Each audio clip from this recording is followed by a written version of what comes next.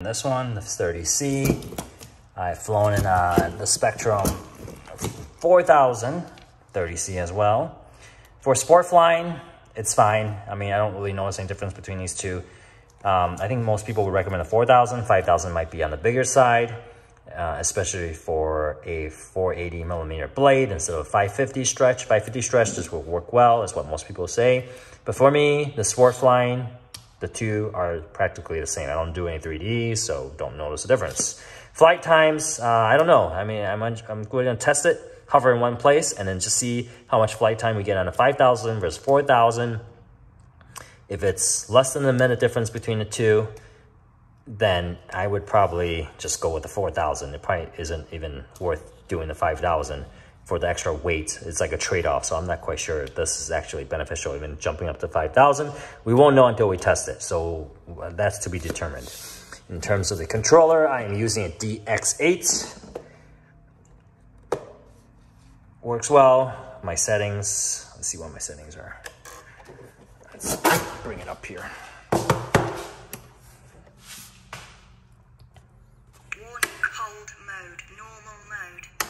All right, so these are my settings. Let's see here. So we will bring it down to the throttle curve. So the throttle curve, I have normal at 70%, stunt 1, 75, stunt 2, 80%. That's my throttle curve. Pitch curve, I have it at normal 30, 40, 50, 75, 100. Stunt 1, linear, 0 to 100. Same with stunt 2. Okay, so that's how I have that set up. In terms of the RPM, on normal mode, I'm getting 2100 RPM. So I have it calibrated. You have to calibrate the ESC. And it's showing at right around 2100 RPM, which is what the book calls for. By the way, this is a great charger. I just got this. This is my old charger right here. S1100. It was pretty good, but it was just really slow charging one battery at once. It's nice to have this to charge two at once and a lot higher amp. So this is a great charger. This is a must. I really like this, enjoy this charger. S2200 is the one I got. Although I don't have any Gen 2 batteries, I only charge the Gen 1. Works great, works fast. You can go up to 20 amps, crazy. Not that I charge at 20 amps anyways, but you know, if you wanted to, you could. Depending on your battery, of course. So these are all my Spectrum batteries right here. All 4000 and 5000 Spectrum batteries, except for this one, SMC. This is supposed to be a really highly rated battery. Only issue is it puffed on a Sukhoi 30, which is, I guess, disappointing that this puffed on a Sukhoi 30 E-flite, Sukhoi 30 airplane. But anyways, that's besides the point. So let's go back to this again. All right, so wiring.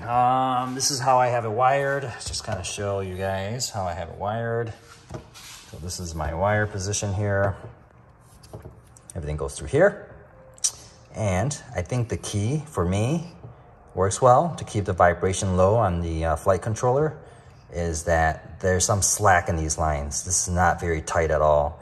I left this some slack here, so there's some give here, so it's not completely very tight here. I think that helps with the vibration here. The receiver, I have it mounted on the side here.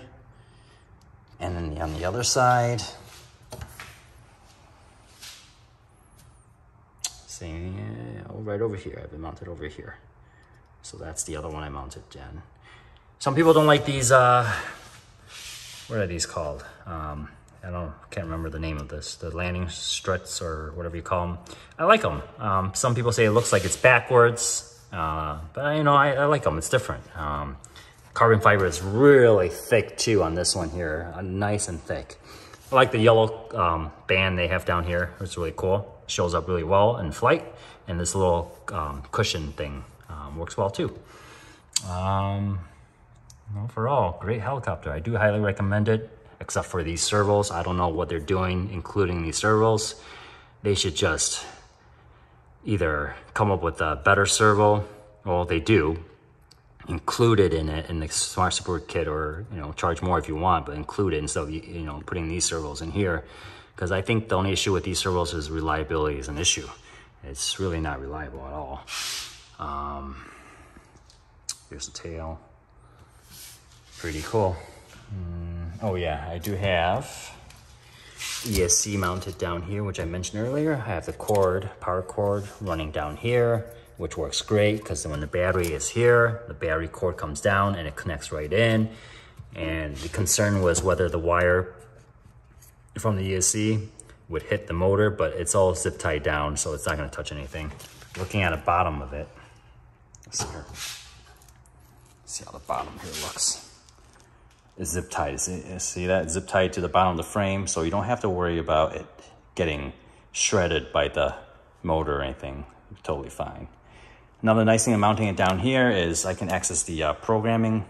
If I have to program it, that's a programming port right there where the fan is. You unplug that, plug the programming cord in. It's really easy to get to. That's why I like it. It doesn't affect the CG at all, which is great. Here's the back of the setup here for the tail servo. Very nice. All right. So this concludes my review of the Blade Fusion 480. Thumbs up for sure, except for the servos. And I'll show you the servos I got.